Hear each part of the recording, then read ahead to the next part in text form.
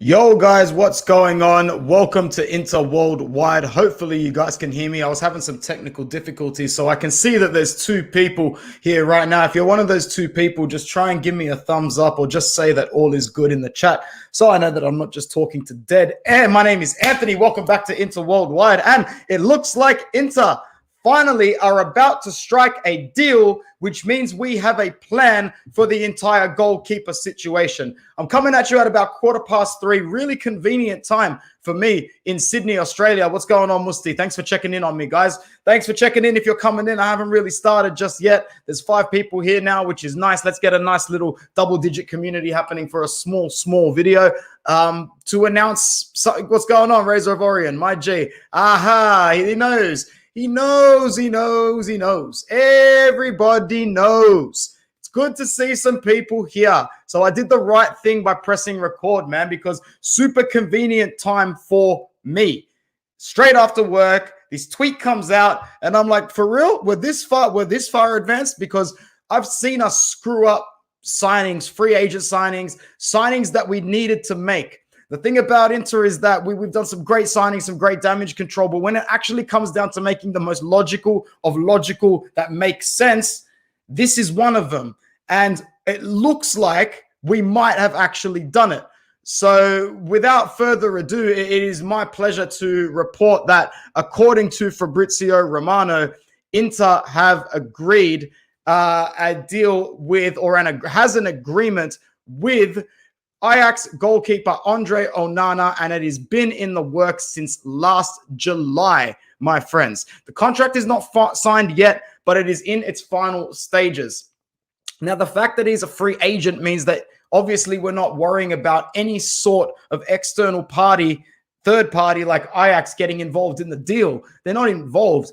If Fabrizio Romano is saying it's been agreed since July or last July, whatever that means, it should be done, because we all remember that talks with Lyon collapsed. We know that Nice were in for him, but he said no. There was even whispers with Arsenal, and he said no.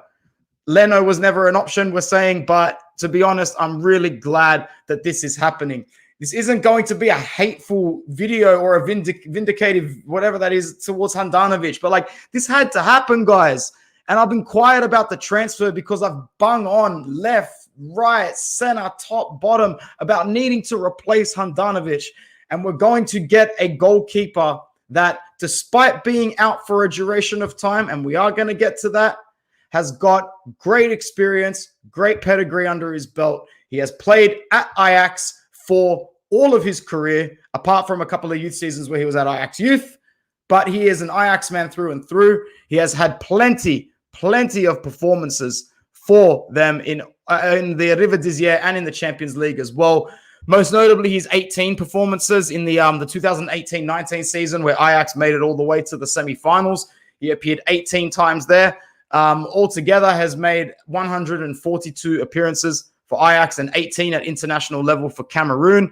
And I'm just really glad that he's joining us. So he made his debut for the youth of Ajax in 2015, signed a contract with the first team in 2017, and in March 2019, he signed a further contract. Then it kind of went downhill for him in February 2021, because we know that in February 2021 is when he was banned for 12 months by UEFA for testing positive to something called furosemide, something like that. Now, I have no idea what it actually is, but I know it's a banned substance. So I'm not too sure if it was performance enhancing. To be honest, I really don't know, but that's what he was banned for. And that ban has been a lengthy one. That's stretched all the way from there, all the way till now. So this is our guy. It looks like this is our guy. And I've been waiting a long time to talk about this in the flesh and with my chest like this, because we've seen this before. We could be linked with this brother left, right, and center all the way to the deadline, and then he will come along and get signed by any other side by us, and it will look like the deal of the century. It really will. This is a gamble we can afford to take. This is a guy who's really hungry to get back to playing at a professional elite level. He's young. He's ready to go. This is a good signing. Let's go to a few comments, and I'm really grateful to the 10 people that have decided to join me on this very convenient time for me, which means it's probably the opposite for all of you. Whenever it's convenient for me, it's really inconvenient for most others in the world. What's going on, D-Sky? Yes, it is a great signing. I'm so happy. Christian's here again. What fantastic news. Is he coming in January? Don't know yet. I'm pretty sure that the tweet is referring to the fact that he's coming at the end of the season. But, if he is coming in January, that's a whole different topic of conversation, man. And I alluded to it in our last live stream that, you can't really bench Handanovic and psych out the captain in January. It doesn't boast well for the squad. But knowing that this guy is coming next season will at least show fans, certainly fans like me, that there's a plan. There's a plan to go forward away from Samir Handanovic. Yes, I know it sounds shitty when we talk like this, when I talk like this. We're talking about a guy who stuck with us through the banter era, through and through, and just lifted the Scudetto.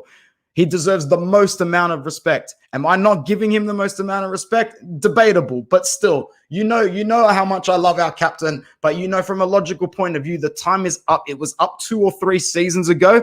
I'm glad we stuck with him. I wouldn't trade that for the rest of the world now that he's got his Scudetto, but we move forward. We move on to be competitive. Sentimentalness and an attachment to tradition leaves you absolutely nowhere, especially in a country like Italy. Razor of Audience says, do you think we're going to see him? Sorry, January, I just answered that. My bad. Father Time caught up to Honda, 100%, but he can still leave as a hero at the end of this season. I hope.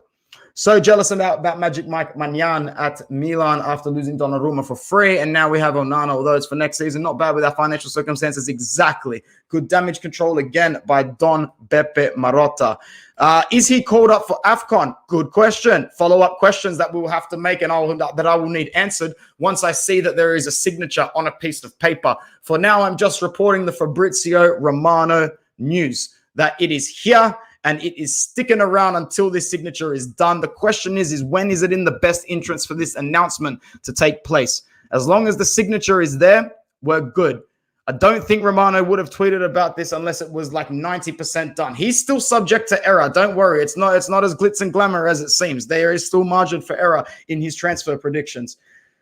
I almost went to bed until I got the tweet. Good stuff, man. What time is it for you, Musti? Let me know, bro. And where are you coming from? Tufik. I hope he can join in January. He still needs to adapt. 6 months should be good for adaptation. If he joins in January, maybe we need to pay a fee. How much is Ajax going to ask? I don't know. I really, really don't know. I don't think it's worth it, man. I think now that if we can actually get a deal over the line, it's probably in our best interest to just bring him in next season. I'll probably come to regret saying that if I see some mistakes from Handanovic, but we've decided to stick with our Scudetto winning longest serving captain. Not longest serving captain. He's served us for a long time. You know what I mean? He's one of our longest serving players still in the squad. I'm happy to see the season out with him, providing there is a plan and a signature and a way forward with André Onana. To be kept left in the dark like this throughout the last few years and having your Padellis come in and shit the bed, Radu not even getting a chance to come in and shit the bed, which probably means he would, because if he's getting absolutely no faith from anybody at Inter, I can't see it happening soon. So Indro Hardy says, hope he's not called up for AFCON. Yes, so he can, 100%. I'm going to have to absolutely check it. Oh, you're in the States, 11:30. That's not too late, my man. You enjoy, you have a good night's sleep. But yeah, there's nothing really else to report on, guys. I just thought I'd go live and just announce it because it feels good to know that we're moving a little bit in the background. It's been a very busy start to the season. Like, how many games have we just gone through? We've already played 7 games and there's another international break. It's absolutely ridiculous. So let me know in the comments right now if you're here, what you think of Onana coming in. Are you happy? Seems like everybody's happy. Trying to see if he's going to be called up for AFCON. I highly doubt it, guys. He hasn't played. Like, surely Cameroon's got another goalkeeper, right? Let's have a look. Cameroon goalkeepers. Onana, Ondor. Who does he play for? I have no idea who these dudes are.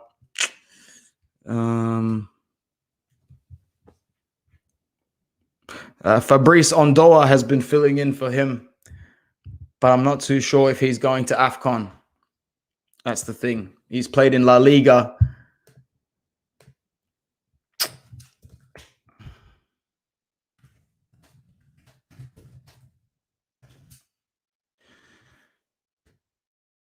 All right, cool. I got something for you guys. I'm glad I stuck around. We got something from African Top Sports here.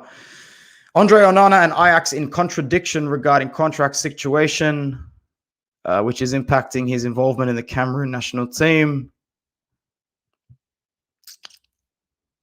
The keeper is free to play again on the 4th of November, giving him a chance to feature for Cameroon in their final 2 group matches at the current stage of AFCON. I think he might be in the squad then.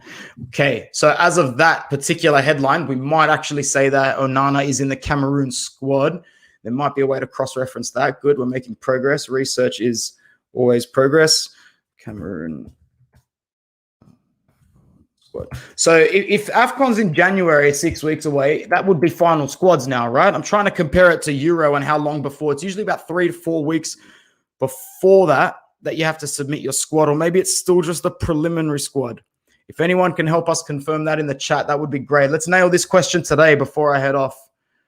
You think Honda should be given a 1-year extension? 100%. Honda's not going anywhere. Honda should definitely stay another year. And if you need to keep him captain on paper, a la Ranocchia Ting, just do it. I've said it before. You don't actually have to physically be wearing the armband to be the captain of a side. You can do it. They're grown adults, because I actually mentioned it on Twitter and a few people were like, no, you need to be the captain. You need to be recognized. I'm like, guys, this isn't under 15s. This isn't high school. If you're at that level of petty and ego, like, I don't think that's the case. I really think Handanovic can stay the captain of this side on the bench.